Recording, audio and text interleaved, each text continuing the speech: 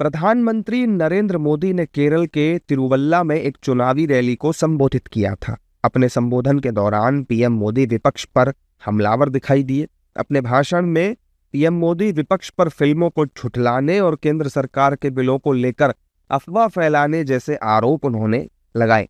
PM Modi ने कहा कि कश्मीर फाइल्स, धुरंधर और केरला स्टोरी जैसी फिल्मों को लेकर विपक्षी दलों द्वारा गलत जानकारी फैलाई जा रही है। इसी तरह सीएए और एफसीआरए को लेकर भी विपक्ष जनता के बीच भ्रामक जानकारी फैला रहा है। ये कांग्रेस वाले, ये यूडीएफ वाले, वो एलडीएफ वाले,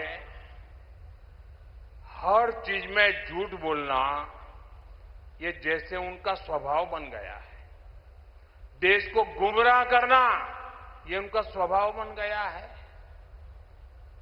जब सीएए लाए तो देश को इतना झूठ बोला, इतना झूठ बोला, आज सीएए लागू हुआ, देश को कोई नुकसान नहीं हुआ है। झूठ बोलने में माहिर है। केरलम फाइल्स आई फिल्म तो भी बोलने लगे सब झूठ है। कश्मीर फाइल आई तो बोलने लगे सब झूठ है। धुरंधर फिल्म आई तो बोलने लगे झूठ है।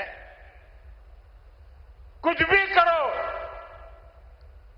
बता देना, झूठ फैला देना। इन दिनों एफसीआरए को लेकर के भी ऐसा ही झूठ फैलाया जा रहा है।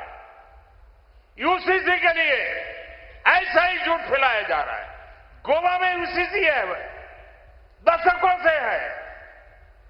पीएम मोदी के इस हमले के बाद विपक्षी दलों के नेता तिल मिला गए हैं। उन्होंने पीएम मोदी के बयान पर कहा कि प्रधानमंत्री को झूठ बोलने की आदत लग चुकी है। ये सही बात है, ऐसा कि ये सरकार झूठ बोलने में बड़ा माहिर है। आरएसएस के शाखा में जो बातें सिखाई जाती है उसमें झूठ कैसा बोलना वो भी बचपन से सिखाया जाता है। मोदी जो झूठ बोलते हैं उनको उसका कुछ गलत लगता नहीं। इसका कारण ये है कि उनके दिलो दिमाग में ये बात बिठाई गई है, झूठ बोलना कुछ गलत बात नहीं है।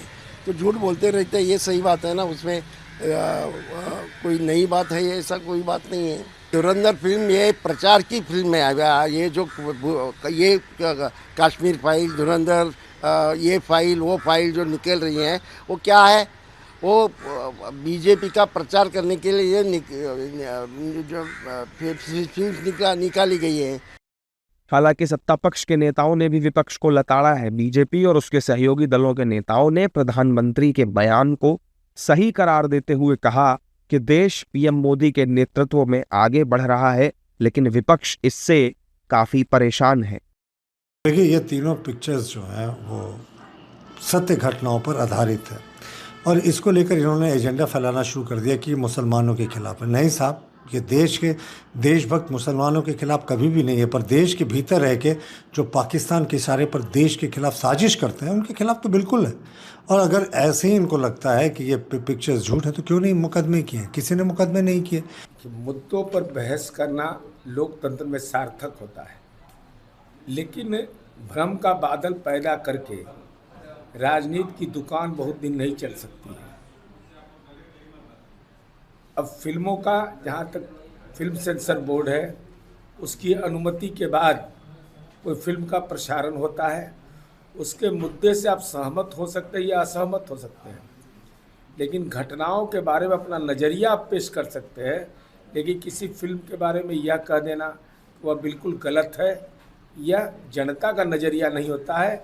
एक राजनीतिक दल को फिल्म पर नज़रिया तय करे, यह भी अपने आप में नौमा आश्चर्य है। केरल विधानसभा चुनाव 9 अप्रैल को होने हैं। फिलहाल राज्य में सत्ता एलडीएफ के पास है और इस बार मुकाबला एलडीएफ और यूडीएफ के बीच कड़ा माना जा रहा है। बीजेपी भी चुनाव में अपनी स्थिति मजबूत करने के लिए पूरी ताकत झोंक रही है और राज्य में अकेले चुनाव लड़ रही है।